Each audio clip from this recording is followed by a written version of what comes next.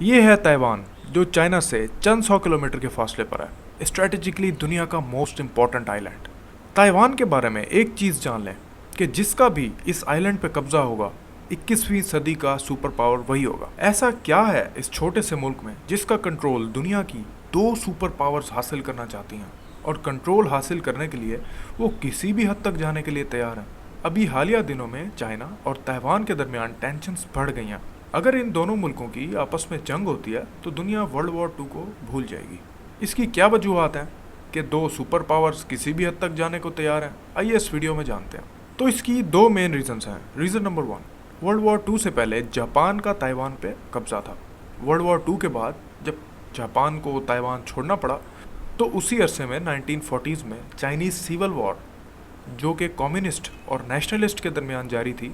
जब चाइना में communist party की हुकूमत आई तो नेशनलिस्ट चाइना से निकलकर ताइवान में आबाद हो गए। ताइवान चाइनीज़ कम्युनिस्ट के इन्फ्लुएंस में नहीं जाना चाहता था, वो वेस्टर्न सपोर्ट में ही रहना चाहता था।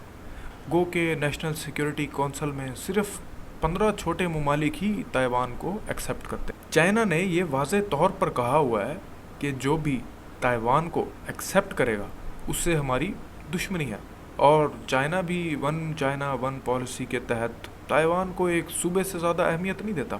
इवन अमेरिका भी ताइवान को एक्सेप्ट नहीं करता, लेकिन अनऑफिशियल सपोर्ट ज़रूर करता है, जिसमें वो उसे बिलियंस ऑफ डॉलर्स की वेपन्स, सबमरीन्स, फाइटर जेट्स फ़रोख्त करता है। चाइना की कोस्टल लाइन 32,000 किलोमीटर पे है, और सारे बड़े बड़े शहर इन्हीं बंदरगाहों के करीब ही आबाद हैं।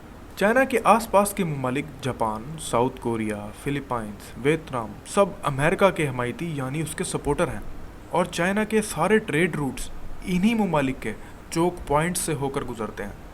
अगर चाइना वियतनाम पर कब्ज़ा करता है तो ये अमेरिकन प्रेसिडेंट ने वाज़े तौर पर कहा हुआ है कि वो ताइवान की फ़ौजी मदद ज़रूर करेगा।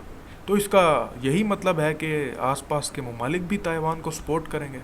इसकी दूसरी रीज़न ये है कि ताइवान माइक्रोचिप्स बनाने में दुनिया में सबसे आगे है। इवन सैमसंग, एप्पल, AMD जैसी बड़ी बड़ी कंपनीज ताइवान को माइक्रोचिप्स बनाने का काम आउटसोर्स करती हैं, और ये चिप्स इतनी इंपॉर्टेंट हैं कि मॉडर्न आर्टिफिशियल इंटेलिजेंस और मॉडर्न वेपन्स में भी यही यूज़ होती हैं। इवन चाइना खुद भी 50% माइक्रोचिप्स ताइवान से ही इंपोर्ट करता है। अगर ताइवान में ज़रा सी भी इंस्टेबिलिटी होती है तो इसका ज़रूर नुकसान चाइना को भी होगा। अगर चाइना ताइवान पर कब्ज़ा करता है तो अमेरिका और वेस्टर्न कंट्रीज़ की सिक्योरिटी और प्राइवेसी बहुत मुतासिर होगी। कुछ एक्सपर्ट्स के मुताबिक अगर चाइना ने 2020 से 30 के दरमियान अगर ताइवान पर कब्ज़ा कर लिया सो कर लिया, उसके बाद टेक्नोलॉजिकल इन्हांसमेंट की वजह से चाइना ताइवान पर कब्ज़ा नहीं कर सकेगा। इसकी और भी बहुत सी वजूहत हैं, ये हम आपको नेक्स्ट वीडियो में बताएंगे। तो दोस्तों, आपको कैसा लगा मेरा कंटेंट काइंडली कमेंट्स के अंदर ज़रूर बताएं। मैंने काफ़ी रिसर्च के बाद आपको समराइज़ करके बताया, और ऐसी मज़ीद वीडियोस के लिए चैनल को सब्सक्राइब करें। शुक्रिया।